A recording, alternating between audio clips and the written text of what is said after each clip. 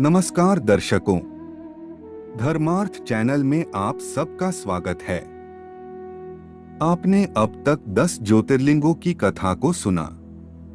इसी श्रृंखला को आगे बढ़ाते हुए आज हम 11वें ज्योतिर्लिंग यानी भगवान रामेश्वरम की कथा सुनेंगे।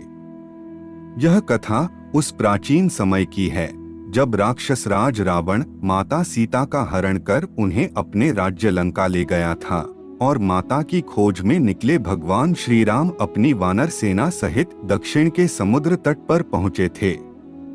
यह ज्योतिर्लिंग तमिलनाडु के रामेश्वरम नामक स्थान पर स्थित है। इस ज्योतिर्लिंग की स्थापना स्वयं भगवान श्री राम के द्वारा की गई थी। आइए जानते हैं इनकी कथा व महात्म्य। अगर आपने हमारा चैनल अभी तक सब्सक्राइब नहीं किया है तो अभी सब्सक्राइब करें और वीडियो अच्छी लगे तो लाइक अवश्य करें। अधिक समय न लेते हुए आरंभ करते हैं।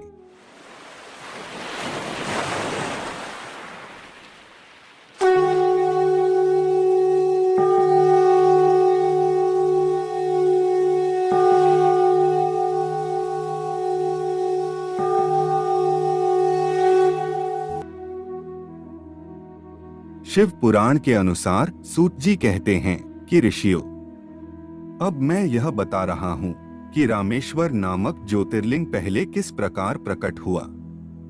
इस प्रसंग को तुम आदर पूर्वक सुनो। भगवान विष्णु के रामावतार में जब रावण माता सीता को हर कर लंका में ले गया, तब सुग्रीव के साथ 18 पद्म वानर सेना लेकर श्री राम समुद्र तट पर आए। वहां वे विचार करने लगे कि कैसे हम समुद्र को पार करेंगे और किस प्रकार रावण को जीतेंगे। इतने में ही श्री राम को प्यास लगी। उन्होंने जल मांगा और वानर मीठा जल ले आए। श्री राम ने प्रसन्न होकर वह जल ले लिया। तब तक उन्हें स्मरण हो आया कि मैंने अपने स्वामी भगवान शंकर का पूजन तो किया ही नहीं, फिर यह जल मैं कैसे ग्रहण कर सकता हूं। ऐसा कहकर उन्होंने उस जल को नहीं पिया। जल रख देने के पश्चात रघुनंदन ने पार्थिव पूजन किया। आवाहन आदि 16 उपचारों को प्रस्तुत करके विधिपूर्वक बड़े प्रेम से उन्होंने शंकर जी की अर्चना की। प्रणाम तथा दिव्य स्तोत्रों द्वारा यत्नपूर्वक शंकर जी को संतुष्ट करके श्री राम ने भक्तिभाव से उनसे प्रार्थना की। इस प्रकार प्रार्थना और बारंबार नमस्कार करके उन्होंने ऊंचे स्वर से जय शंकर, जय शिव इत्यादि का उच्चारण करते हुए भगवान शिव की स्तुति की। फिर उनके मंत्र के जप और ध्यान में तत्पर हो गए। तत्पश्चात पुनः पूजन करके वे स्वामी के आगे नाचने लगे। उस समय उनका हृदय प्रेम से द्रवित हो रहा था।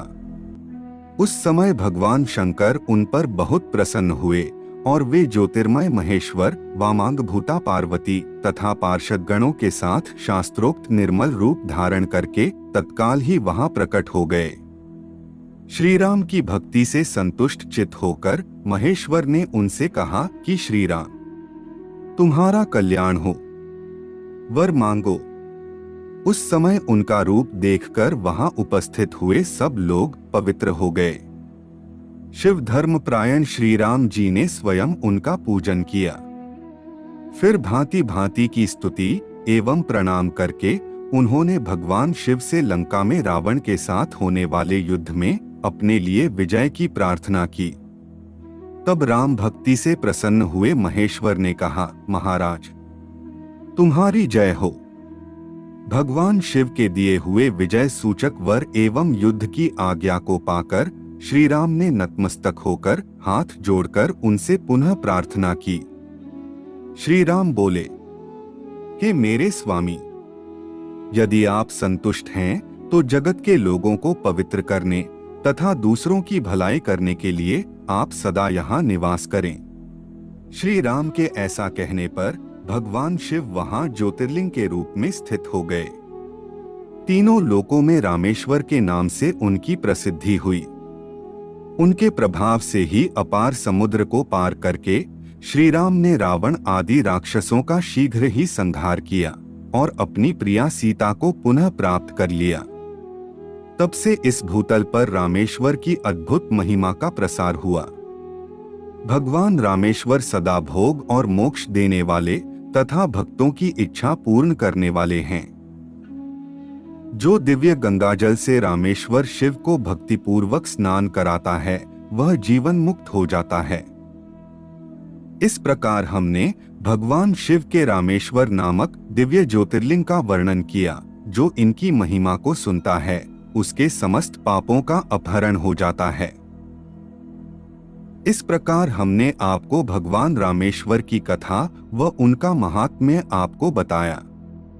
अगर आपको यह प्रस्तुति पसंद आई हो तो कमेंट करें, लाइक करें और चैनल को सब्सक्राइब अवश्य करें। मिलते हैं एक और ज्ञानवर्धक वीडियो के साथ। तब तक के लिए जय जय श्री राम।